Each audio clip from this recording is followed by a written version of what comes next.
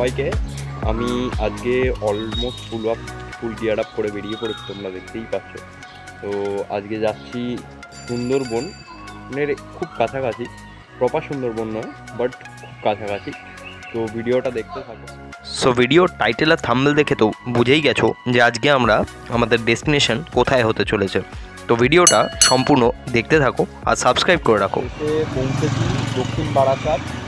দক্ষিণ বারাসাতে এখন দাঁড়িয়ে আছি। এই যে আমার পেছনে আমার বাইকে দাঁড়িয়ে আছে, আর ওইদিকে আমাদের পার্টনাররা দাঁড়িয়ে আছে সবাই। বারুইপুর হয়ে দক্ষিণ বারাসাতের রাস্তা ধরে যেতে হয় এই পিয়ালি আইল্যান্ড। এই পিয়ালি আইল্যান্ডে যাওয়ার সময় পথটা বেশ মনোমুগ্ধকর, চারপাশ সবুজ আর সবুজের সমাহার।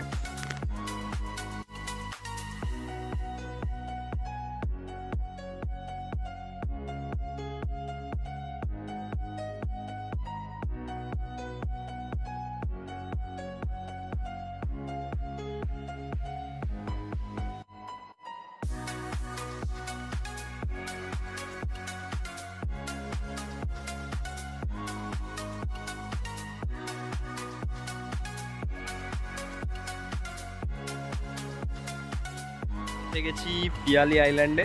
পিয়ালি আইল্যান্ডের যে জায়গাটা আছে কেল্লা বলে, সেইখানটায় এখন দাঁড়িয়ে আছি।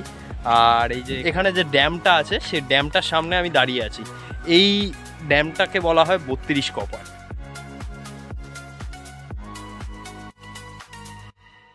পেছনে যে নদীটা তোমরা এখন দেখতে পাচ্ছ, এই নদীটা হচ্ছে পিয়ালি নদী, আর এটা গিয়ে মিশেছে মাতলা নদীর সাথে। আর এই পিয়ালি নদীর দুধারে মানে এই সাইডটায় যে জঙ্গলটা রয়েছে, এই জঙ্গলটা পুরো মানে ম্যানগ্রোভ যাকে বলে, সেই ম্যানগ্রোভ জঙ্গল। তো সুন্দরবনের একদম কাছে আমরা অলমোস্ট চলে এসেছি। এটা বলতে গেলে এক প্রকারের হচ্ছে, এটা হচ্ছে গেটওয়ে অফ সুন্দরবন। কেল্লা অঞ্চলের এই ড্যামটা সুবিস্তৃত 32টা দরজা নিয়ে তৈরি, তাই এই নাম 32টা দরজার নাম থেকেই হয়েছে এই ড্যামের নাম 32 কপার। এই ড্যামের সামনে ঘুরতে ঘুরতে হঠাৎ করে আমার একটা অদ্ভুত জিনিস চোখে পড়লো। সেটা হলো এখানে নদীতে জেলিফিশ ঘুরে বেড়াচ্ছিল অনেক।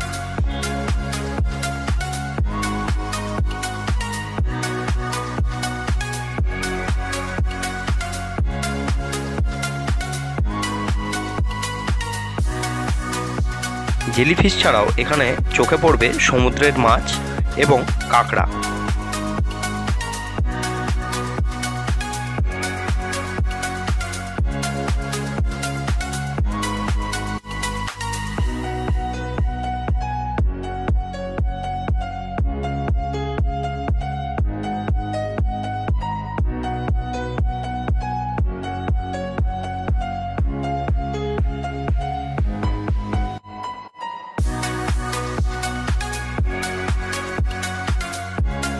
শহরের ব্যস্ত ক্লান্ত পরিবেশ থেকে কিছুটা দূরে একদিন সময় কাটানোর জন্য খুবই ভালো জায়গা এই পিয়ালি আইল্যান্ড।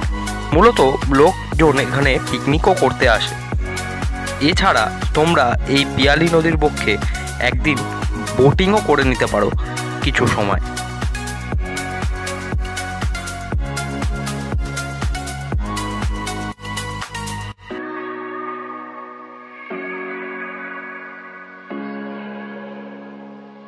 এই কেল্লা ব্রিজের সামনে কিছুটা সময় কাটাচ্ছি। অসাধারণ পরিবেশ, মানে পুরো চারিদিকে সবুজে ঘেরা। সুন্দরবনের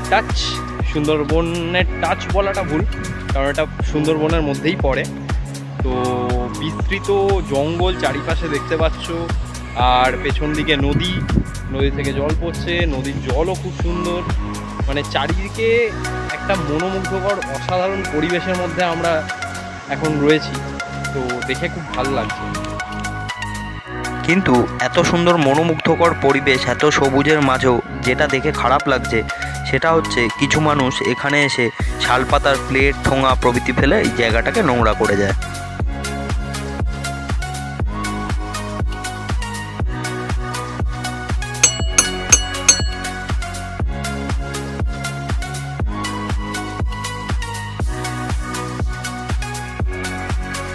পিয়ালি আইল্যান্ডে এখনও থাকার মতো কোনো জায়গা হয়নি।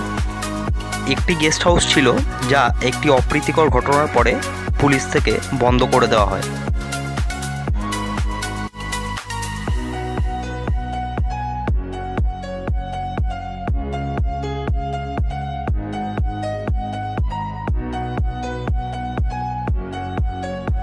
এই ওপরে যে পাখিটা দেখা যাচ্ছে, এই পাখিটাকে বলে হচ্ছে বউ কথা কও।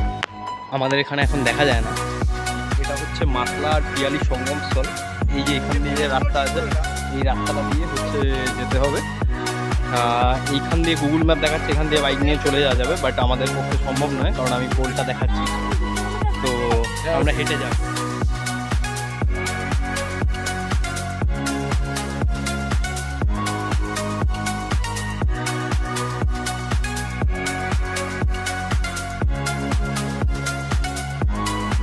আর অবশেষে বেশ কিছুটা রাস্তা, মাটির রাস্তা, এখনও পাকা রাস্তা নয়, সেই রাস্তা পেরিয়ে আমরা এসে পৌঁছালাম মাতলা নদীর ধারে। যে পিয়ালি মাতলা যেখানটায় মানে মিশেছে, সেই জায়গাটা এতটাই ভেতরে, সেই জায়গাটা যাওয়ার কোনো অপশান নেই। মাতলা নদীর উথাল পাথাল ঢেউ দেখেই বোঝা যায় এই নদী কতটা মাতাল। স্থানীয় ভাষায় এই নদীকে বলা হয় বড় নদী।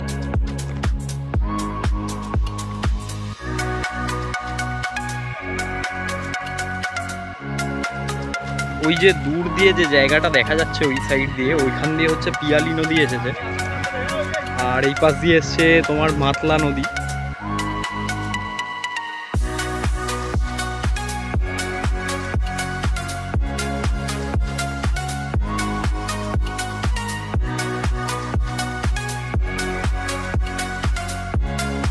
মাতলা নদীর ধারে কিছুটা সময় কাটানোর পর আমাদের ফিরে আসতে হলো কেল্লা। এখানে একমাত্র খাওয়ার দোকান হলো মা অন্নপূর্ণা পবিত্র হিন্দু হোটেল। আর এর মাঝে একটু বলে রাখি, আমার বন্ধু স্বর্ণদীপ মাইতি, ওর নামেই একটা চ্যানেল আছে, তোমরা ওর চ্যানেলটাও চেক আউট করে নাও একবার। অলমোস্ট 5টা বাজে, সূর্য প্রায় ডুবছে। এই যে এখান থেকে খুব একটা হালকা আলো দেখা যাচ্ছে, সানসেট হচ্ছে। এইবার আমাদের পিয়ালি আইল্যান্ডকে বিদায় জানিয়ে বাড়ি ফেরার পালা। তো ফিরবো একটু পরে, আবার রাইড করব। তো তার আগে ক্লোজিং ভিডিও বানিয়ে নিচ্ছি।